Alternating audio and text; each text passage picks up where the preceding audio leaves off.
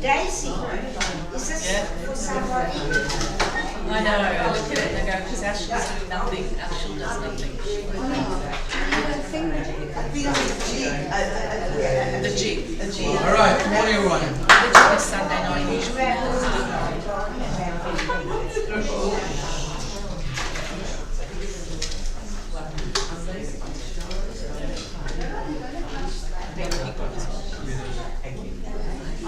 Alright, we're going to start. Yes. Morning everyone. So, yep, all good.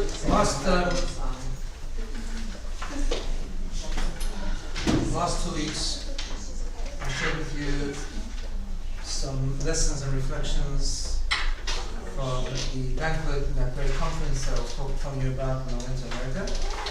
And I told you that the banquet had three presentations with three beautiful messages.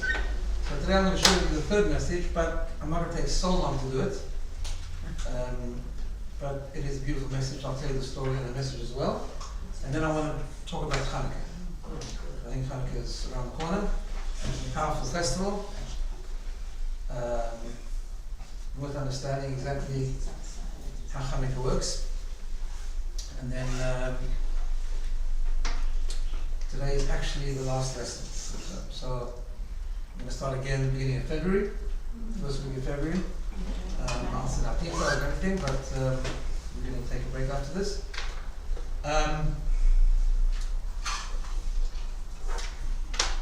Just to mention also that we have some stuff in the next few weeks. We have a summer learning program which starts the 25th of December. It's a Thursday actually, I think. It's in 2 weeks' time. So next Thursday, 1 o'clock, but in 2 weeks' time there's a summer learning program. So follow the details on the WhatsApps and on the emails. Also during the summer, I don't know the details with me exactly, but what I send them out on the broadcast. We're not going to have Thursday morning, but I'm going to send out during some of the weeks like a weekly message, a personal growth message. So if you're not on that, some of you probably on that WhatsApp group already. I used it last year, but if you're not, I'll send out links and you can subscribe to it and get the messages. Okay. So before we get to Chanukah, let me share with you the third story. So the third story has a beautiful message, but just a beautiful story. And it's about a Marine soldier in the US Army called Benjamin Craig, who's been a US Marine soldier for 10 years. Enlisted in the Marines, well, I'll tell you the story. So he grew up in Boston, near Boston. He spoke first. Knew that he was Jewish, but knew nothing about Jewishness. He didn't know, this is quite rare, I mean I think in Australia it's very rare, but we're not talking about Shabbos Azov, he didn't know what Shabbos was. Like he didn't know what it was altogether. So they never had Friday night, didn't do anything, right? He didn't know what tefillin was, he didn't know anything Jewish. And when it came time, his mother said to him around 13, you know, some people have a bar mitzvah or whatever. He's not interested, so he never had a bar mitzvah either. And then when he got older, he was quite a determined guy, but he was looking for a bit of meaning and purpose for the future. So he joined the Marine Corps training, which was very rigorous. I was actually thinking about a course, a series we once did. Something I remember about Make the Bed, exactly. Yeah, that guy was a SEAL. Yeah, he was a SEAL, yeah. Make your bed. But the training they give them is crazy. Crazy. It's like, and he describes it actually, he says like the culture is you get off the bus when you come to training, and there's like right away a culture of like, we don't need you here, you need us. In other words, you want to become a Marine, we don't need you. So, and everyone's screaming and shouting, right from the first minute, he says it's unbelievable. But it makes tough people, which is not a bad thing. So he did that. Then he got posted to, I hope I'm pronouncing this right, Okinawa in Japan. Okinawa, there we go. This was August 2020. And as it often happens, this is an interesting thing with the Jewish people. When Jews, even Jews who know nothing about Judaism, suddenly become very isolated, they look for Judaism, which is an amazing thing, right? So, and he never even met an Orthodox rabbi in his life. Like, he met a Reform rabbi, but not at all. So he went to some chaplain there, the non-Jewish chaplain, and he said to him, is there anything Jewish around here? So the guy looks at him and says, joking, right? He says, no, I'm not joking, I'm very serious actually. So he says, okay, no problem, I will introduce you to the Jewish chaplain, yeah? Who's a guy, a Chabad guy, who went to move to Japan to be on, there's a very big US Army base there. And he lives there, and he's the Jewish chaplain for the army. His name is Rabbi Pakar. Youngish guy, I think I learned with his father in Yeshiva, I think so. Same name, but I think it's his father. And they got talking, and he said when he first met him, he couldn't believe it. He'd never seen a rabbi with a beard, tzitzis hanging out, like a different creation. He never knew what it was. An alien. Yeah, exactly like an alien. So the rabbi said to him, we need to get to know each other. Why don't you come for Shabbos? He looks at the rabbi and he says, what's Shabbos? Imagine that, like it's unbelievable. That's how distant it was. So wonder he knew he was Jewish. He just knew he was Jewish. Yeah, I know, but it's a wonder he knew he was Jewish if he didn't know what Shabbos was. Yeah, I know. How old was he? Incredible. He was like in his 20s. 20s. And the rabbi invited him for Shabbos. He got to know the rabbi and his wife, and became friendly. Then he introduces tefillin to him. He says, why don't you put on tefillin? Didn't know what that was. But he did it and became very good friends with the rabbi. And he got really involved. The point of the story, however, is this, that the story ends with, he got them, Rabbi Bakar remained in Japan, but he then got posted somewhere else. And he had then come to the stage from not knowing even what Shabbos is, to taking candidates that come to the Marine thing in the first time, and he's in charge of them, and he gives them a weekly parsha share, and he puts on tefillin with them, and that was the point of the story. It's just amazing. It ended up very beautifully. It ended up that Rabbi Bakar and him were on stage, and then apparently he's actually getting married soon, so in front of all these 6,000 rabbis, they gave him a beautiful present for his marriage, and it was a very beautiful thing. But why was I so moved? Because it really is the point, even in the whole shlichus concept that the Rebbe began, it's the point of how you inspire someone, and there's two ways to inspire someone. There's that famous secular saying that says, give a man a fish and you feed him for a day, teach him to fish and you feed him for a lifetime, right? That's the famous thing. Yeah. But there's that concept where you can inspire someone and they're inspired, but they're inspired for themselves. But they don't pass it forward necessarily. They don't become someone that then sees it as a responsibility or believes in himself to have the ability to inspire others. So Rabbi Sachs famously said about his experience with the Lubavitcher Rebbe, famously said, he said it many times, the greatness of the Lubavitcher Rebbe wasn't there many, many great leaders, but he was a leader that didn't make followers, he made leaders. Yeah. And you see it going down the chain. So the Rebbe sent out the army of what we call shluchim, the people, the emissaries around the world, and then many of them, if they're successful, are successful not only in inspiring people, but inspiring them to inspire others. Right? But it's a really important lesson for everyone because we all have a circle of influence, and we all have to. This is how Judaism works, right? Judaism generally works by a chain. So we've been inspired by the previous generations. King Solomon famously said, "Shema b'ni, listen, my son, to the words of your father. Don't forsake the Torah of your mother," and so on. All that about learning from others and then teaching others. The obligation to teach others. It's interesting. Yesterday and the day before, in the Chabad calendar was a special day called Yutet Kislev, the 19th and 20th of Kislev. The 20th of Kislev also begins a cycle of, well, it's actually 19th of Kislev, in Chabad communities, there's a sort of a daily learning cycle. We learn a portion of Chumash every day, we say a portion of Tehillim, Psalms every day, and we learn a piece of Tanya every day, and Rambam. So the Tanya cycle begins on the 19th of Kislev, and today's portion actually is the second part of the Alter Rebbe's introduction to Tanya. And in the introduction, he writes the following. He says he composed the book of Tanya because it was getting really hard to see everyone personally and to answer their questions. So he says, I know who I'm writing for, and I'm putting a lot of the answers to the questions in this book, Tanya. Then he says that in case you study the Tanya, you're not sure exactly what it means, you're not sure how to apply it to what it means to you, you must seek the advice of the experts, the people who are well versed in Hasidic philosophy, in Tanya, in your city. And then he gives a very stern warning to those leaders, to those rabbis, or those Torah scholars. And he says, "V'al yehi moneh bar," do not hold back. Don't be humble and say you don't know the answer. Don't be humble and say I don't know how to help you. Because he says it's well known in the Talmud, the great punishment, he says, very sharp words he writes, for those that hold back and don't share what they have. In other words, it's fun, right? So he says that if you're part of this journey, you have to help me out by inspiring other people when they come to you with a question about what it means and how they can seek out. If you have anything to share, you need to share, right? And the Rebbe during his lifetime was very, very into this. He would tell people, like, people who came and they gave a lot of drushes, they gave a lot of sermons. He would say, "Why don't you write a book?" Or like people would say, like, "I don't know if I'm worthy for that." You say, "You're worthy. Do it. Just do it." Right? No one's perfect, and that's fine.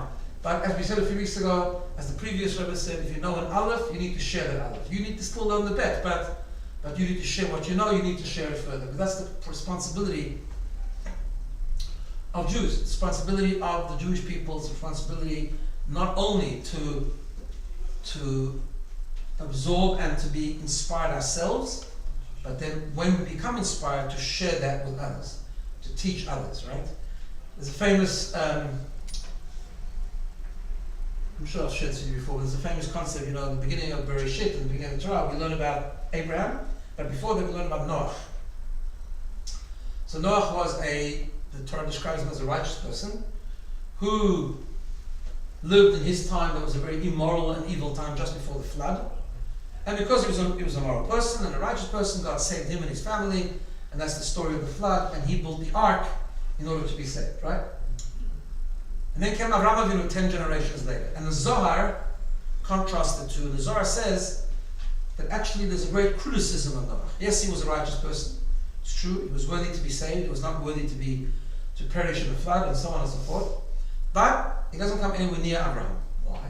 The fundamental difference was, the Zohar doesn't talk in Yiddish, but there's a famous Yiddish saying that Noah was, as we call it, a tzaddik in pelts. In a fur coat. What does that mean? Because they say that when you need to warm up when it's cold, there's two ways to do that. One is you can put on a fur coat. The other one is you can light a fire. The difference is when you put on a fur coat, you warm and everyone else is still cold. You light a fire, everyone becomes warm. Right? So that's what we say. Yes, true, Noah was a tzaddik, but a tzaddik in pelts. He was a tzaddik in a fur coat. Worried about himself, and that's it. The story we learn from this story is that's not the fundamental. Avraham Avinu was totally different. Avraham Avinu, his whole life was about giving to others and inspiring others and teaching others. And he created a great following of monotheistic people that would believe in the way he believed, and he brought them closer and he brought them to engage. So the problem is that we often think, well, no, I'm too busy with myself, I'm so slow on a low level. Take this guy, I mean, he came from nothing, right? And I'm sure he's at the moment he's still not exactly your classic Torah scholar, right? I mean, he hasn't gone to yeshiva, he hasn't learned a huge amount, and he was a guy that knew nothing. And yet, whatever now he knows, he shares, right? That doesn't exempt him or any of us from keeping on growing ourselves. That's a very important part of this equation. Because sometimes it happens that people start to give and they forget they also need to grow. So therefore their giving becomes limited because they give what they got, but they haven't got that much necessarily, and therefore they come to an end, they don't have any more to give, right? So it works both ways. We have to keep on growing ourselves, people learning ourselves, everyone. Keep on really growing, and then we keep sharing what we grow with. It's a very interesting, in a bit of a different way, but it brings out a little bit the same point. There's the the Talmud, the Gemara, and all the Jewish sources talk extensively about the greatness of giving tzedakah, giving charity. Right? Tzedakah in the classic sense means when you give a person money when they're hungry, they don't know what to eat or what to wear. It's a welfare system that the Torah encourages and sets up that you need to help people who don't have it, right? And we know that there are various levels of charity and anonymous versus probably all sorts of things. And then there's a mitzvah in the Torah which also is considered part of the tzedakah journey, and that is to give someone a loan. Right? If someone comes, they want to start a business, they want to invest, they want to put themselves back on their own feet, whatever the case is, and they want to borrow money, there's a mitzvah to try and help them, right?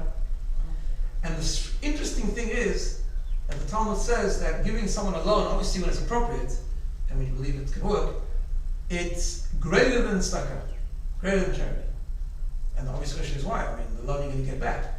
Tzedakah is selfless, you're giving away something you're not going to get back, right? But the answer is not in terms of my gain, but it's in terms of what I'm accomplishing. So when you give someone a loan and the person can then get themselves back on their own feet, and they can be self-sufficient and therefore help others to go forward, that's greater than giving them tzedakah. Tzedakah you give them for today, they have what to eat and that's it.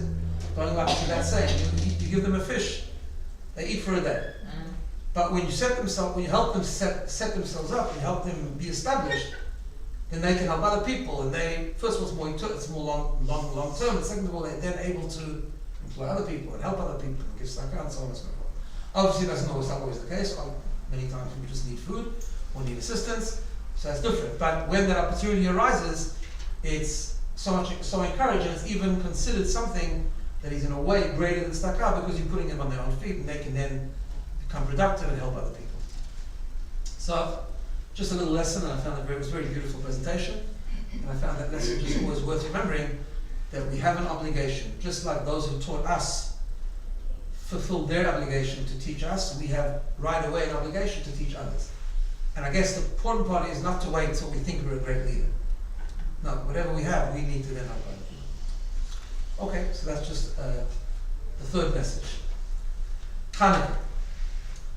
So I wanted to talk about Chanukah a little bit because actually we don't often get a chance in this Thursday morning because often Chanukah is a bit later, so we're in Halvey already. But I thought we'd talk about Chanukah a little bit and just learn one of the messages from Chanukah and understand its real depth. So Chanukah takes place roughly about 150 years before the Common Era, towards the end of the Second Temple. We all know the story. The Greeks, actually it wasn't really Greeks, it was Syrians with Greek culture were in charge of Israel at that time. They led a campaign to Hellenize and to assimilate the Jews of the time in that Israel. They wanted them to become very part of the hedonistic and physical, material culture of the Greek Empire. And they were very brutal about it. And then eventually the Maccabim, who were a very few handful of people, waged a war against them and won the war miraculously. But actually that miracle we mention on Chanukah, but it's not actually so focused. It's not so highlighted on Chanukah. What's more highlighted is the second miracle. And the second miracle was that they came to the temple. When they won the war, they came back to the temple. They restored the sovereignty of the Jewish people for a while. And they found the temple ransacked. And the Talmud says that they found that the Greeks had come in, the Yevanim had come in and ransacked the temple, but more highlighted is this phrase, Tim'u kol hashmanim, they impurified all the oil. They made it impure. And that's why they wanted to restart the daily mitzvah of kindling the menorah, the candelabra in the temple. And they couldn't because they didn't have any pure olive oil. It says the Talmud until they found one jug of oil, famous thing, which had the seal of the Kohen Gadol, of the high priest. The only problem is that oil had enough to light for one day, where to produce the new pure olive oil, halachically correct, for kindling the menorah would take 8 days, and therefore this jug of oil, instead of lighting for one day, was for 8 days. And therefore that became the miracle of Chanukah, and we celebrate it for 8 days, and every night we light the menorah. We light the menorah of 8, in ascending order, one on the first day, 8 on the last night, to remember that miracle. So, there's a couple of things we need to understand. First of all, why is that the focus of Chanukah? I mean, it was a big miracle, it was. But it's a miracle. I mean, why should that become the basis of the entire festival? What does that miracle actually mean? What's the symbolism of that miracle? Right? Very nice. The word Vayetei, it's a miracle. Many miracles happen throughout Jewish history, which we don't necessarily make our whole yom tov out of. And not only that, we even not downgrade, but we don't even highlight so much the miracle of the military victory, which was a huge miracle. It was a miracle of survival. I mean, you had a handful of Kohanim who went out there and fought this mighty war, and they won. Right? So that's an incredible miracle. It was a statistical impossibility, and yet they won the war, which we talk about on Chanukah, but not really that much. If you look at any of the sources that explain Chanukah and explore the depth of Chanukah, it's all about the oil, and the miracle that lasts for 8 days. Okay, so that's an interesting question. We need to understand what is the power of the miracle. Second thing is, I want to share with you a very, very famous Chanukah question. In Yeshivot, what I learned, this is like a standard thing. Everyone knows this question. And the question comes from someone called the Bet Yosef. Bet Yosef was Rabbi Yosef Karo. He was the author of the first original Code of Jewish Law, Shulchan Aruch, a great Kabbalist and Halachist that lived in Tzfat around the 15th century. And he has a commentary called Bet Yosef. And he asks this question. He says he doesn't understand why Chanukah is 8 days. Why is it 7 days? Why? He says, listen, they found the jug of oil, right? The jug of oil had enough to light for one night. But it lasts for 8 nights. So what's the miracle? How many nights is the miracle? 7. So if you're celebrating the miracle, it should be 7 days. Right? You get the question? There are hundreds of answers on this question. It became such a famous question somehow that everyone who's a Talmudist or halachist that likes to explore Chanukah wants to try to suggest answers to this question. He himself gives a couple of answers. Yeah, it's not the question, so it should be 7 days. So, one of the answers, which I want to share with you and spiritually unpack it, is that there was a miracle on the first day as well. And it was a different miracle, but a very powerful and foundational miracle. The miracle is, on the first day we celebrate a different miracle. The miracle is that they found the jug of oil. They found that one jug of oil. They still had the seal of the Kohen Gadol, the high priest. And then it miraculously burned for an extra 7 days. But the miracle is that they found that jug of oil. Question is, why is that so significant? Okay, they found the oil, very nice. It's hidden somewhere, they had to find it. That itself was miraculous, but why? What does it represent? What's that name? Okay. Thirdly, I want to just highlight a question before we get into the answer. That one of the customs of Chanukah, not a particularly healthy custom, but is the eating of donuts. Yes. I noticed it's twice on the piece of paper. Oh, you say donuts twice? Yeah. That's very important. So, there's a general question and a specific question. The general question is, why do we Jews connect every festival with food? Food, food. If you think about it, it's an amazing thing. Every festival is connected with food. Every festival is one day. They have food for the whole week. Yeah, but special foods, like, right? Yep, Pesach. Pesach is matzah, maror, 4 cups of wine.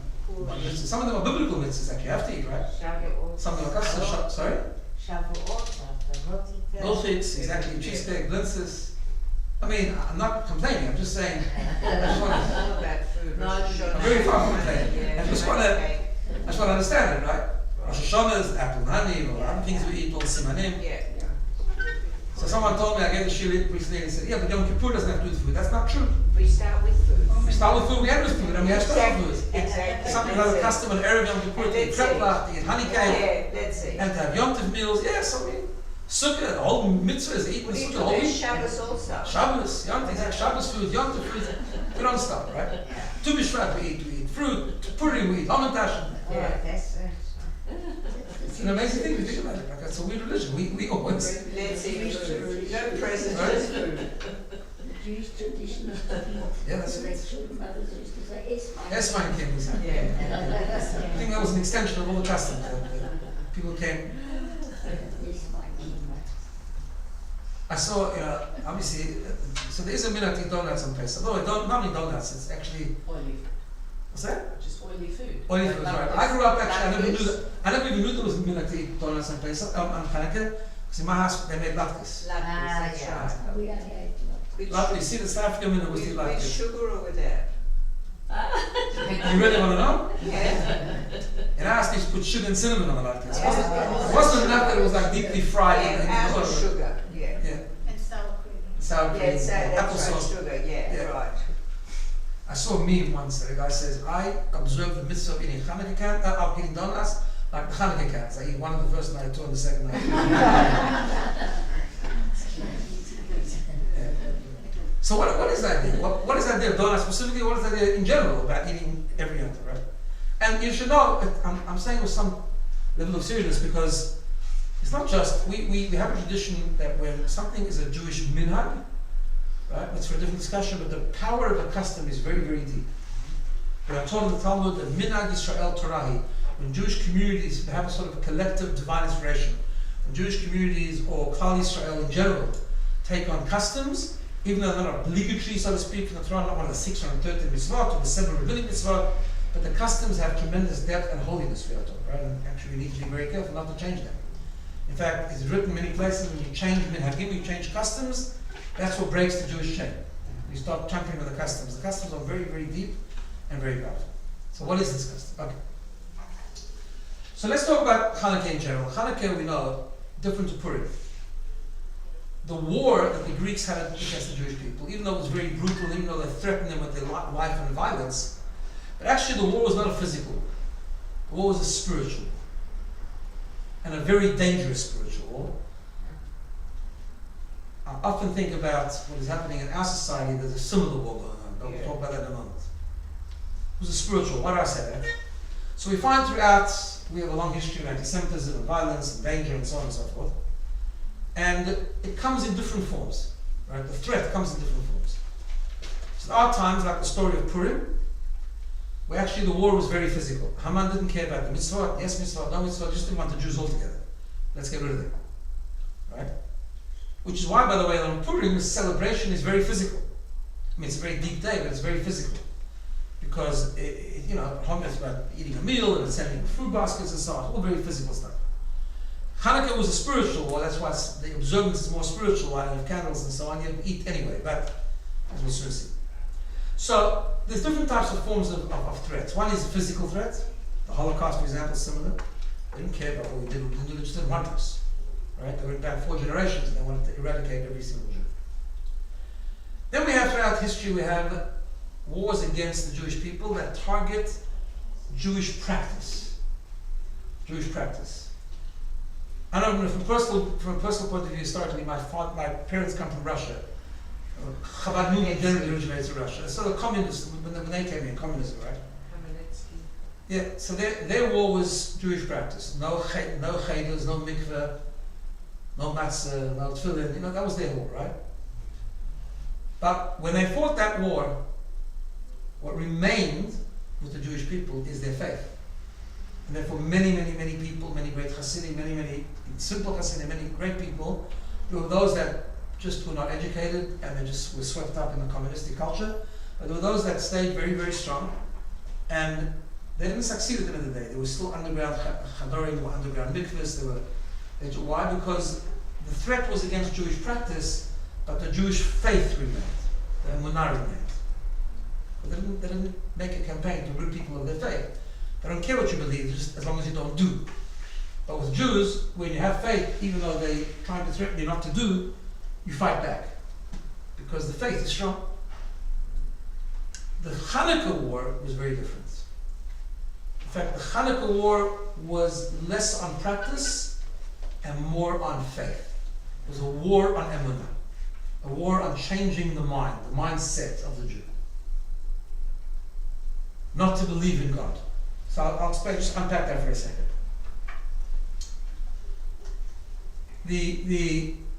On Chanukah we have a paragraph that we say in the Amidah called Al Hanisim. It's a paragraph we describe in brief the miracle of Chanukah, and we describe what the war was about, what the threat was about. And we say there the following. We say that the Greeks came and they attempted to make the Jews forget the Torah. But the way we say it is Lahashkicham Toratecha, They wanted to make your nation forget your Torah. What does it mean, your Torah? It doesn't say they wanted to make them forget the Torah. They wanted to make them forget your Torah. What does that mean? We have to understand that the Greek culture was a very sophisticated culture. They were cultured people, they were academic people. But what they were completely empty of was any form of spirituality and godliness. Right? So actually, Jewish culture didn't bother them. Jewish observers didn't bother them that much. Even Jewish academia didn't bother them that much. They didn't bother that. They weren't so upset. They weren't so bothered by the fact that the Jews would continue to explore the pages of the Talmud. I mean, the Talmud wasn't there yet, but the idea, the Jewish learning. But they wanted it to be treated as a secular academic subject, like any other subject. They wanted to take the God out of the Torah, which is what we mean when we say that they wanted the Jews to forget, not to forget the Torah. They can keep learning, but to forget that it's your Torah, that there's a holiness to it, there's a spirituality to it, there's a connection to God, there's a Jewish continuity that's attached to it. All that they wanted to take away. And the same thing with the mitzvot. We know, we've said this many, many times, that there's different types of mitzvot. That there are mitzvot which make sense, a rational mitzvot called mishpatim.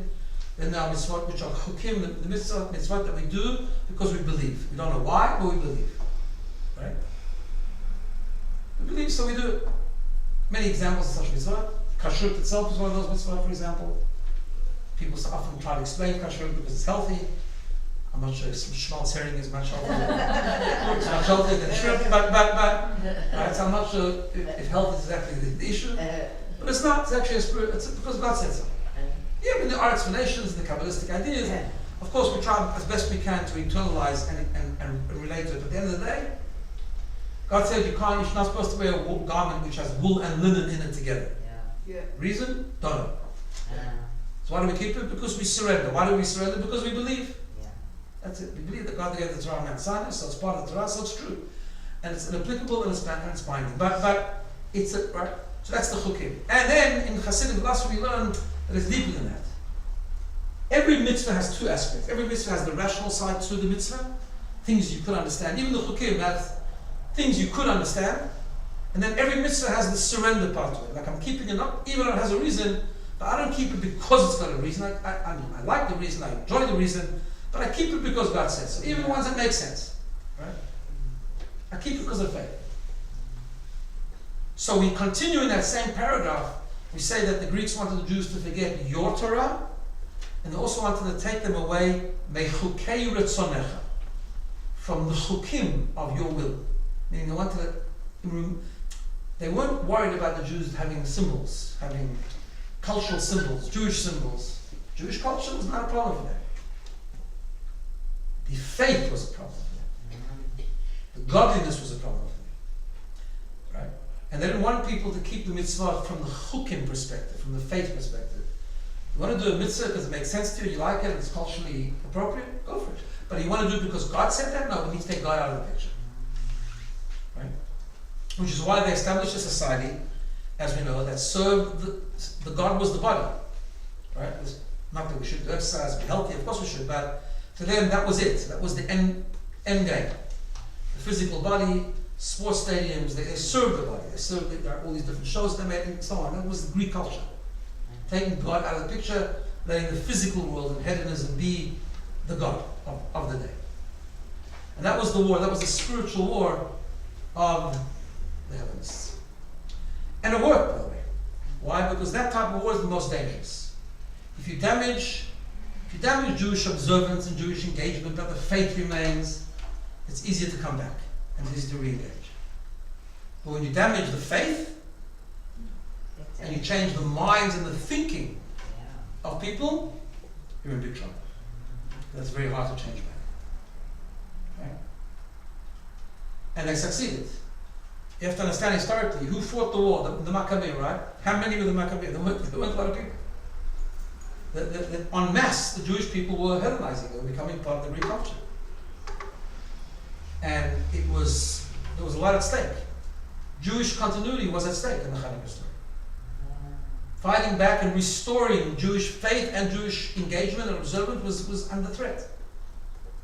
Much more under threat than with other anti-Semitism expressions that we had throughout history. So the question is, sorry, before we go further. And this is the symbolism, or the Talmud tells us, that the Greeks came into the temple and they defiled the oil. Why were they attacking the oil? So oil is a symbol of emunah, symbol of faith. Why is it? Because if you know how oil works, right? You can pour oil into every liquid and it won't mix. It remains transcendent, right? Remains transcendent. What does that symbolize? It symbolizes a transcendent expression of ourselves. Something which is higher than the consciousness, higher than intellect, higher than rationale. That's what faith is. Faith is about belief. It's about believing in something where we don't understand, as we've talked about many times. Believing in something that we don't relate to, don't understand, but we know God has a plan, He's higher than us, He knows better. That's why we do His mitzvot, even though it doesn't make sense. That's why we accept sometimes when negative things happen. We don't always know the plan, we don't like the plan, but we believe in it. And that's oil. That's a symbolism of oil. To use Kabbalistic language, the German is called Chochmah of the Nefesh. It's that Chochmah, which is the clarity of truth. This clarity is like when someone, and normally emunah means, strong emunah means that we have a clarity that in the mystical sources is compared to seeing something as opposed to hearing about it. Right? If I convince you that there's a table in the next room with a rational argument, you might believe me, but at the back of your mind, yeah, but I mean, maybe it'll be disproven, right? If you see the table, you've seen it, it's there, finished. Like you can't refute it, it's what it is, right? That's shemen, that's oil. So that's what it means at a deeper level. The Greeks came to the temple and they went for the oil. But that symbolized their whole fight, their whole war.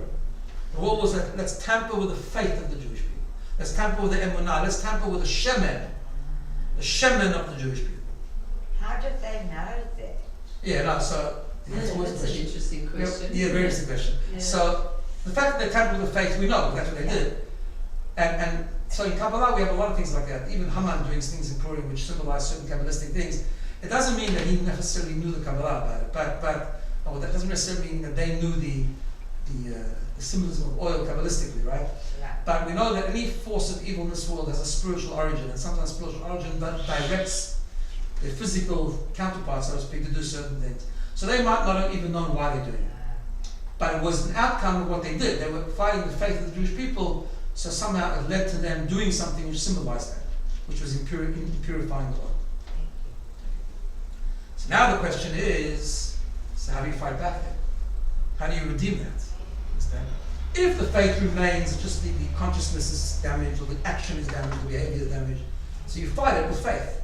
When your faith is damaged, how do you fight it? Sorry? With donuts. Yeah. With? Donuts. With donuts, you'll see now. Donuts is the second part 2, we'll see this thing. Okay. So the answer is as follows. And it's a little bit deep, I'm not hoping we'll be able to cover it in a few minutes. That actually, the Hasidic sources tell us that there's 2 levels of faith. And it actually ties in with the following. It ties in with something I've shared with you many times, that the soul has 5 levels. First 3 are known nefesh, ruach, neshama. That's known as the conscious part of the soul. Intellect, emotion, and action. Then there's 2 transcendent layers. One is called chaya, and the other one is called yechida. Faith lives on both of them, but they're different types of faith. So the first level of faith, which we talk about, the shemen, which is normally the faith that we have, is a faith that is transcendent. It's not rational. It's we believe in something because we know there's something higher than us. But it has a clarity to it. But it's a clarity that's connected. It's connected to the rational. In other words, just put it simply like this, right? If I'm a rational person, I can come to the conclusion that I'm a limited person. Therefore, there are things beyond me. God is beyond me. He's smarter than me. He knows more than me. He sees wider than me, right? Okay, so it's a faith. It's not an intellectual faith, but it's intellectual faith that even an intellectual person can come to terms that it exists, right? The person is engaged Jewishly, and you understand, and the Torah was given man's son, and God gave it. So God obviously must be much higher than me, and therefore He's transcendent, and therefore I believe in that transcendence, and I even enter an experience of faith which is not intellectual and not rational. And I'll do things even though to me it doesn't make sense, because I know there's more to me than just me. Yeah? Trusting in the process. Yeah, kind of thing. That is the normal faith that we use on a day-to-day basis. But there's a deeper faith. And that's the faith of the fifth level. And that's a faith that can never ever be damaged. You see, the first level of faith, with good arguments and strong influence, can be damaged. The Greeks did it very well. In other words, you can say, maybe I'm famished, I thought I saw a table, but I don't really see it. Right? Even seeing it, you can undermine that. It can be undermined, it can be damaged. Then there's a faith that a Jew has at the very depth of their neshama, and that's the fifth level of faith, which can never be damaged. It can be hidden, right? It can be hidden, you might not be aware of it, but it can never be damaged, always there. No matter what is done to the Jew, it can never be damaged. An example of this faith. The hostages. Sorry? The hostages. Exactly. So we did this, right? We went through this. Elisha Rabbi, he's not a religious person, came from a secular background. And yet somehow, when his Jewishness was challenged, and he was asked to read from the Quran, and he was promised more food, which was vital to his survival, he said no. He risked his life, and others did too. Why? He was consciously not that Jewish. But when his Jewishness was openly challenged, that spark at the very depth of his neshama came out. No way to explain it. It can be very hidden, and sometimes in the day-to-day it is hidden, but when it comes out, it comes out. And when it comes out, there's no stopping it. It's a deeper level of faith. Is it also to do with Zionism? No. What do you mean no? I haven't explained what I mean. Go on. Because, like people can accept that we have traditions and how we, follow all the different festivals and all that sort of thing, but they can't understand why Israel is so important to us. Okay, so it's actually a very good question, but the root, which really deserves its own shiur. But in a nutshell, depends what you mean by Zionism. So the love of Israel and the importance of Israel really is inseparable from Being Jewish. the rest of the Torah, being Jewish. I agree with that. Right. I mean, it's So- like so saying it goes we together, like right? the Jews in the diaspora, but we don't like the Jews in Israel because they're Zionists. Yeah, that's obviously, but that's just Rabbi Sachs talks about it, that's just an Yeah. excuse for real anti-Semitism. Exactly. Because I understand yeah. that. I understand that, but why do they feel that if they differentiate, it's acceptable? That's what I'm trying to understand. But you see, they don't differentiate. They've proven themselves wrong over the last 2 years. What's been proven over the last 2 years is they start with Israel as an excuse, Exactly. because it's a nice way to cover up for the anti-Semitism. They say, I'm not really against Jews, but I'm just against Israel. And what the last 2 years have shown is that's just not true, because you're anti-Semitic all over the world. And you're targeting Jews all over the world. So they themselves have proven that the two things are inseparable. So that's true. Okay, so that's right. So when you have a spiritual war, when you have a spiritual war that is attacking, and by the way, it's not just Elisha Rabbi, we've seen many, many stories over the last 2 years, just the most unexpected ways that fifth level of Emunah just coming in. Well, like you said, Look at that the first soldiers. story of that soldier. Yes, the soldier. Look at the soldiers in Israel. They Yeah, it's incredible. I witnessed it myself when I was in Israel, and they just the completely secular soldiers talking about Emunah. Because when we're under threat, so that's the problem. The problem is that the faith comes out a lot of times under threat. Okay, so that's what happened with Chanukah. So therefore, what needed to be done? The faith was damaged. So how do you fight back? The answer is the first level of faith was damaged, but the deepest level of faith was never damaged. Now, we said before that Emunah is shemen, is oil, correct? So what's the deepest faith? It's the jug of oil that has the seal of the Kohen Gadol. That's what it is. It's that deeper faith. Oil is faith, but the jug of oil that has the seal of the high priest, which means it's protected, it was never defiled, it cannot become impure. Going back to the question of why Chanukah is 8 days, not 7 days, because the miracle of the first day is that they found the jug of oil. That's the miracle. They found the deepest faith. And as soon as the deepest faith is found, miracles happen. To burn faith. When we reveal within ourselves our jug of oil, the emunah that we have, the deepest level of the neshama that we have, then the rest is relatively easy, meaning then we fight back. It's not easy, but I say we fight back. Because that part of emunah can never be damaged. They might influence us, they might confuse our minds, they might change our minds, they might impurify our minds. They can only do that to the first level of faith. They can't do that to the deepest level of faith. And that's the miracle of the menorah. When they had discovered that, then the miracle could happen and it could light for 8 days, and there was a re-emergence of Jewishness and Jewish engagement, and the Jews returned and reconnected, Jewish sovereignty reconnected, Jewish service reconnected, and the whole thing changed, all turned around. Because that's the only thing that can fight against. When your first level of emunah has been damaged, you need to go very deep and expose and reveal and discover the deepest emunah, the jug of oil that had the seal of the Kohen Gadol. Because that faith has infinite power, infinite power. That's why we find something interesting about Chanukah, before I get into this. And that is that the Chanukah story is actually, we like the menorah on a historic level because we're remembering the miracle that happened with the menorah in the temple. Now, what do I mean with the menorah in the temple? The temple had a menorah of 7 branches that was kindled every single day of the year, right? That's the original menorah. Our candles we light on Chanukah remembers the miracle that happened with the menorah. Now, what's interesting is that when the menorah was kindled every day in the temple, it was specifically kindled during the day, not at night.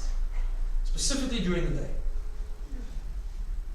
Because day is holiness. See, day and darkness is holiness and unholiness. Right? Brightness of the day represents holiness, revelation, spirituality, brightness. Nighttime is not a time for menorah. It's darkness, concealment. Chanukah candles, the halacha is you light them specifically when it's night, except for Friday, of course. But you try dafka to light it after the sun goes down. Right?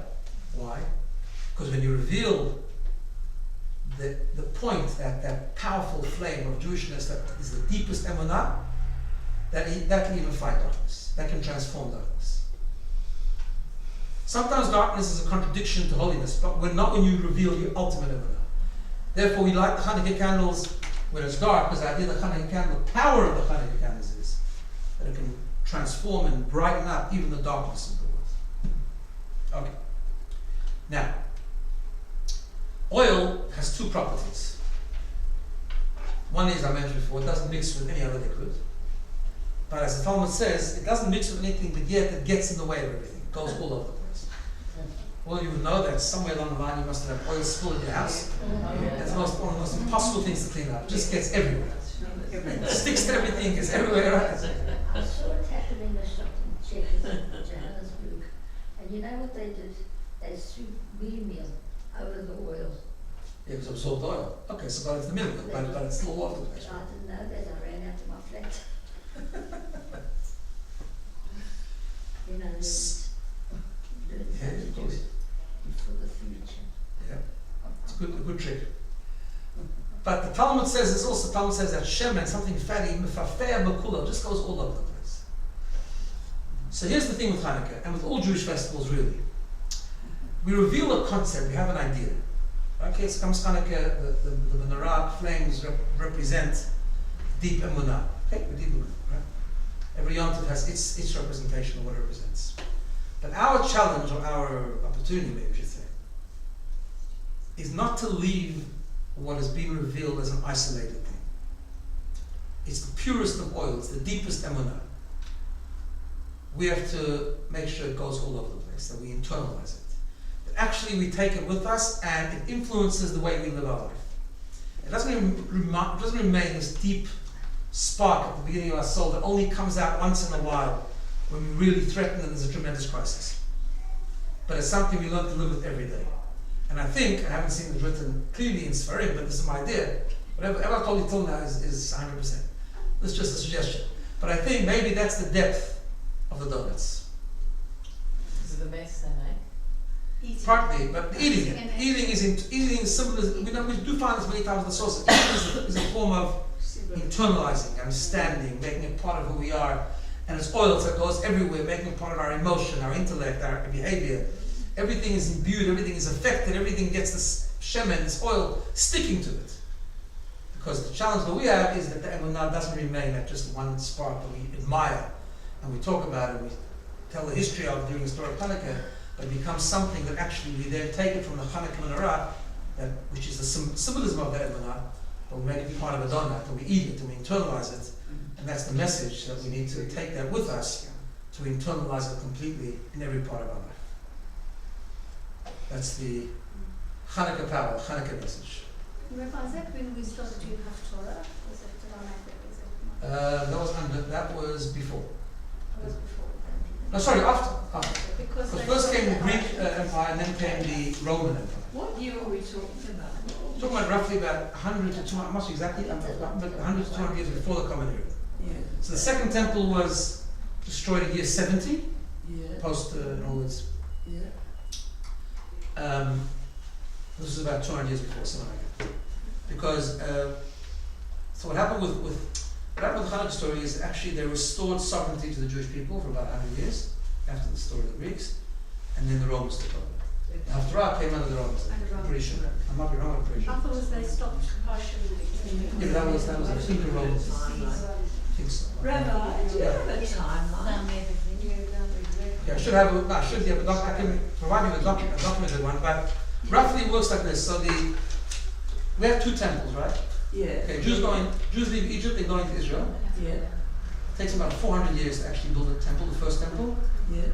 Temple stood for about 410 years and then was destroyed. They went into Babylon for 70 years. Yeah. And then built the second temple. Second temple was built roughly around 400 years before the Common Era, roughly, and a bit less, 360 something. And that's sort of 420 years. But during the second temple was a much more difficult time than the first temple. It was the second temple that didn't have complete sovereignty.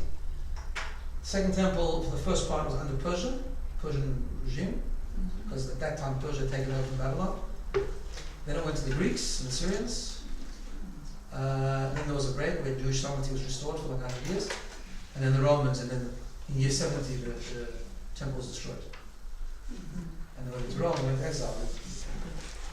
Can I ask, why do we need to use a shamish? So it's interesting, halachic things. The origin of the shamish is that and that's just a custom which stayed, but the origin of it is like this, that we light the Chanukah candles and we sing in the song, we say that the Chanukah candles are holy, and we're not supposed to derive benefit from them, we're not supposed to use them, meaning to read or to do something or to see something, see a food, whatever, right? Now you have to understand in the context, in the olden days, they had no electricity, right? So the Chanukah candles also serve to give light. But actually it's a light you weren't supposed to then use. So they used to write an additional light, an additional flame, and that became the flame using kind of thing rather than. Oh, I see.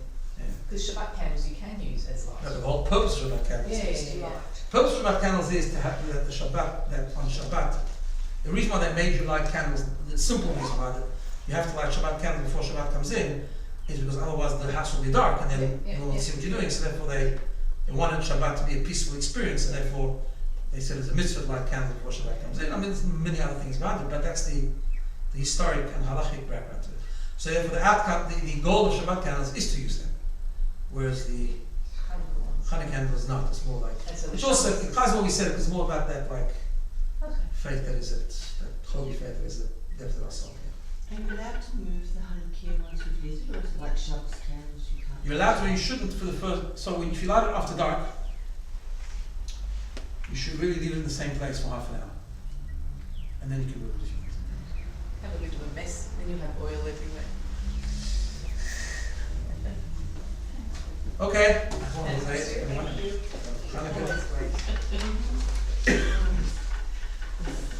So you're going away? No. That was interesting.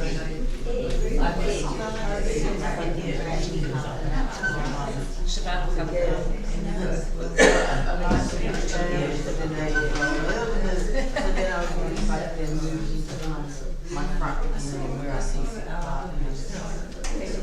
Yes, but do you use oil? Okay, because if you use candles, then it lasts half an hour. Yeah, you looked alarmed as though, God, don't you wish you didn't even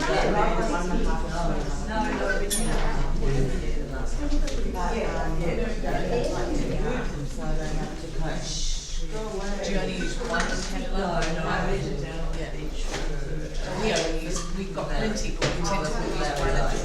staying. In fact, somebody said to me the other day, why do you go